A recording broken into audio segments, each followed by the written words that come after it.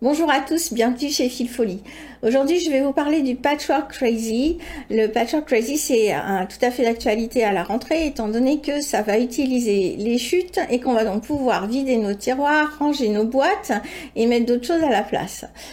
J'ai, pour ce faire, réalisé un petit pochon en Patchwork Crazy et je vais vous montrer au fur et à mesure les techniques qui peuvent être utilisées pour le faire.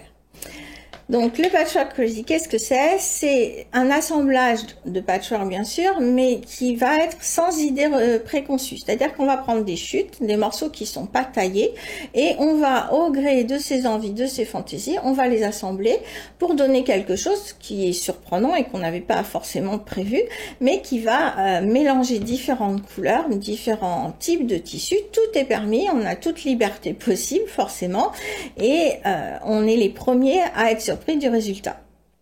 Alors pour cette technique, on va avoir trois grandes façons de faire. On va avoir la façon avec les bords endroit contre endroit, en assemblant endroit contre endroit, très classiquement. Ensuite, on va avoir la technique avec l'entoilage. Et enfin, on va avoir la technique à bord franc. Alors, je vais vous montrer d'abord la technique avec en cousant endroit sur endroit. Alors, pour ce faire, je vous ai préparé des chutes. J'ai trouvé des chutes. Voilà. J'avais 4 chutes. J'ai commencé par en prendre celle-ci, par exemple. Alors, on peut faire un peu ce qu'on veut, hein, c'est le principe. Donc là, j'ai commencé par prendre celle-ci. Et puis, je me suis dit, tiens, alors j'ai soit ça qui peut coller, mais j'ai aussi ça ou ça. Donc, vous voyez, par exemple, je peux commencer comme ça. Si je commence comme ça, donc je vais assembler tout à fait classiquement comme deux bandes de patchwork, endroit contre endroit, comme ceci. Je vais faire une couture et je vais ouvrir. Voilà, ensuite, on va imaginer que c'est ouvert. Alors ensuite, une fois que j'ai ça, j'ai mes deux autres pièces qui sont là et je vais voir ce que je peux en faire. Donc, c'est là que c'est intéressant, c'est-à-dire que vous allez pouvoir rester comme ceci par exemple, donc vous remettez endroit contre endroit et vous retournez, donc vous allez avoir un autre assemblage, et ensuite, une fois que vous avez ça, celui-ci, eh bien, il va peut-être nécessaire de le recouper un peu, l'idée étant quand même de rester sur des zones qui sont plutôt droite. On peut toujours faire des courbes. On peut travailler en courbe sur le Patchwork Crazy, mais c'est toujours un petit peu plus difficile comme sur le Patchwork classique. Donc, si vous préférez faire un Patchwork Crazy plus simple, vous restez sur des lignes droites et éventuellement vous recoupez ou vous mangez une partie des assemblages que vous avez fait avant.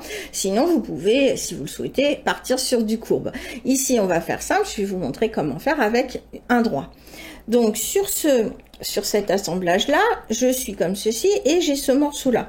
Donc, ce que je peux faire, c'est soit j'ai cette longueur qui va à peu près coller, vous voyez. Donc, ce que je peux faire, c'est couper à ces deux endroits-là pour récupérer quelque chose de droit. Et donc, ensuite, je vais assembler endroit contre endroit et je vais retourner et j'aurai ma longueur comme ceci. Et j'aurai donc ensuite une pièce comme ça.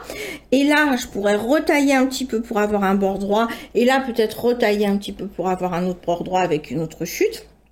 Sinon, on peut imaginer que je me mette par ici.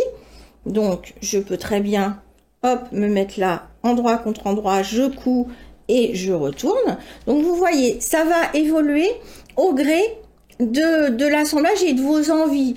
Quand j'ai préparé cette vidéo, j'ai pris mes pièces, je suis à peu près sûre que je les ai pas assemblées de la même manière parce que ça m'est pas venu pareil. Donc c'est toute la liberté et tout l'intérêt bien sûr du Patchwork Crazy. Donc vous pouvez faire exactement ce que vous voulez.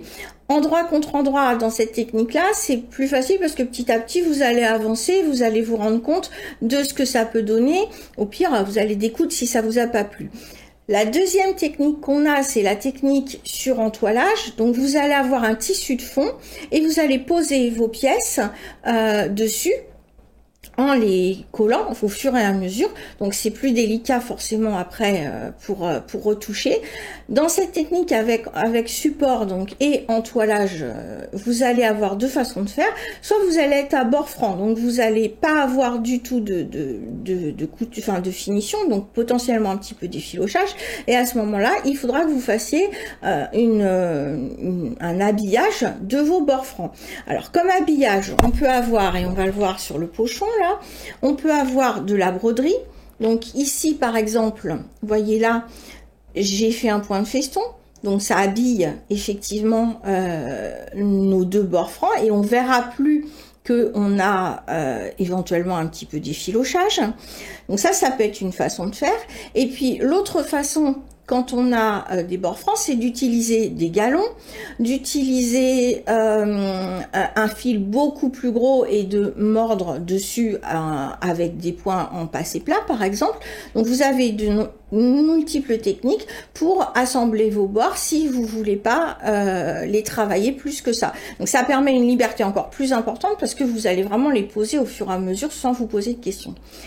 La technique entre les deux, où vous posez comme vous voulez, mais où vous allez quand même devoir faire un petit travail, c'est la technique avec le rentré. Donc c'est la technique très classique du patchwork. Donc là, vous voyez, j'ai posé par-dessus les autres et j'ai fait un rentré. Alors j'ai choisi de faire des petits points invisibles, mais avec une couleur de fil qu'on voyait un peu, de façon à ce que ça fasse une fantaisie. C'est tout à fait à votre entière liberté. Vous pouvez, le Patchwork Crazy, ça donne la possibilité de faire exactement ce qu'on veut. Donc si on a envie de faire apparaître nos points dits invisibles en utilisant un fil un peu plus gros et de faire des tout petits points, des tout petits pointillés, comme je l'ai fait là, rien ne nous en empêche. Il n'en demeure pas moins qu'on est sur du rentré, de l'appliquer en rentrée. Donc là, je l'ai fait arriver comme une pointe, vous voyez là, ça nous donne une pointe qui arrive par-dessus le reste. Mais là, par exemple, je l'avais fait avec une pièce que j'ai rajoutée parce que je trouvais que on manquait un peu ce tissu-là était pas assez visible par rapport à l'ensemble, il s'était pas assez équilibré, donc j'avais envie d'en rajouter un petit bout après coup. Donc dans le coup, j'ai rajouté cette petite bande, mais je l'ai rajoutée par-dessus, donc en technique du rentré. Et pour faire l'assemblage, j'ai pas utilisé un point visible, mais j'ai utilisé un point de perle. C'est tout à fait possible aussi. Donc on a ces trois façons de faire. Ensuite, une fois qu'on a tout assemblé, le Patchwork Crazy se prête très bien à la notion d'embellissement, forcément, parce que il est déjà un peu original de par sa nature. Donc là, on peut tout à fait lui ajouter ce qu'on veut. Alors le quilting, bien sûr. Donc moi, ce que j'ai fait, c'est que j'ai fait du quilting en mettant des lignes qui allaient rejoindre des pointes, en fait. Mon idée, c'était ça. Alors après, vous pouvez bien la faire comme vous voulez, mais moi, mon idée, c'était de rejoindre mes pointes, vous voyez, de là à là, de là à là, là sur un fil plus clair, de là à là, là sur celui-ci, de là à là. J'ai utilisé un fil qui était dégradé de façon à ce que j'ai encore plus de fantaisie. Et puis, j'ai aussi un peu quilté classiquement, vous voyez, sur le bord des pièces pour les fixer. Là, sur le haut, par exemple, sur le bord des pièces. Voilà.